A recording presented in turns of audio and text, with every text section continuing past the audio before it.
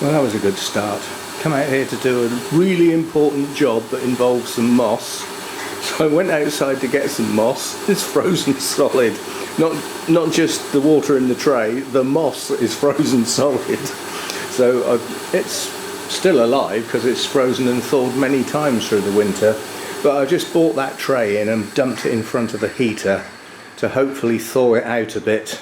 Because I can't use it while it's freezing cold like that anyway. So I was gonna put some in a glass and put it right next to a radiator to sort of warm up so that I can use it. But we'd better thaw it out first, I suppose. Right, under normal circumstances this plant would go in the bin, but I've got to try and rescue it. Hannah bought me this when she was not working, on state benefits, and only just about had enough money to eat each week. And yet she bought me this as a present for, I think it was Father's Day. And it's always been appreciated, and it's always done well, until these cold temperatures this winter. And now it's not doing well. I don't think personally it's going to make it, but I've been recommended to try this. These top leaves seem okay. It's just a matter of whether this is a rot that's got in there, which it does look like to me, I must admit. That stem doesn't look too happy at all. Well, all we can do is try. So first job is to deal with the plant itself. So I'm going to seal that, and not just seal it. In fact, I'm going to dip that in water, and then I'm going to coat that in cinnamon. It's more than just a matter of sealing the wound. It's a matter of trying to cure whatever has got into this. And this may or may not work. It may or may not work. In fact, no, it's not deep enough. Always a problem, isn't there? It's never straightforward.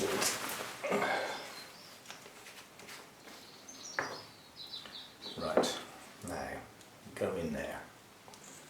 That's got it nicely coated now.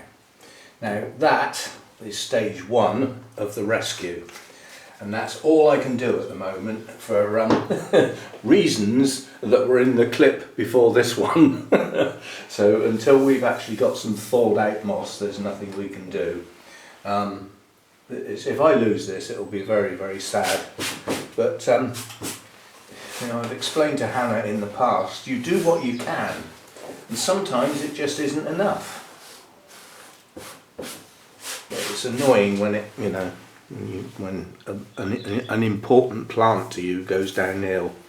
I mean, some people think they're all important. They're not. Some of them are just ordinary. They're just something you saw and thought, oh, that's got pretty blooms, I'll have that for the collection. It's not special, but some plants are. They have a memory or a personal thing about them, and this is one of those. So that's stage one. I'll be back for stage two when I've got the appropriate stuff.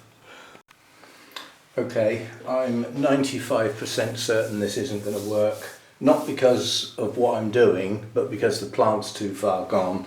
I think that rot has set into that stem bad enough that it's going to take the whole plant down.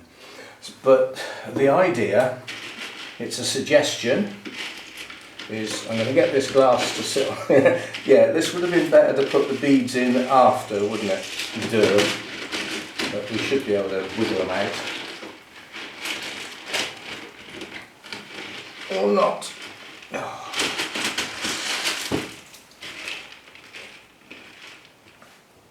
It's not going to work, is it?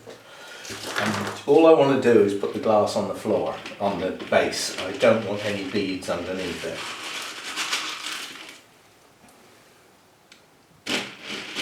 There we go, yeah. Where there's a will, there's a way, they say.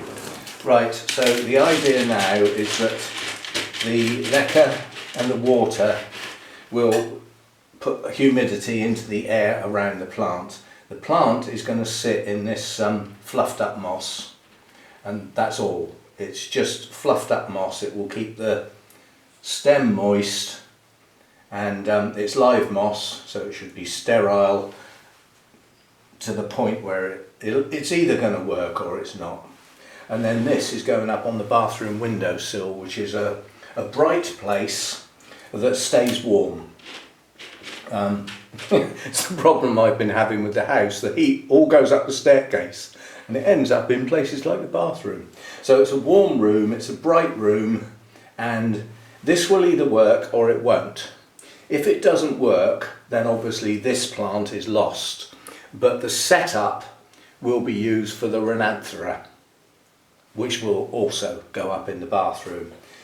If this works, then this plant will stay where it is until it's got a reasonable root system at least, and the Rhinanthera will have a setup similar.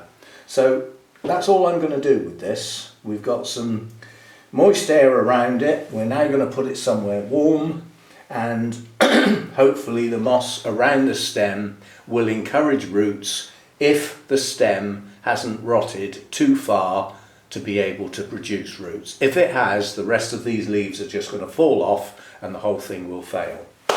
Time will tell.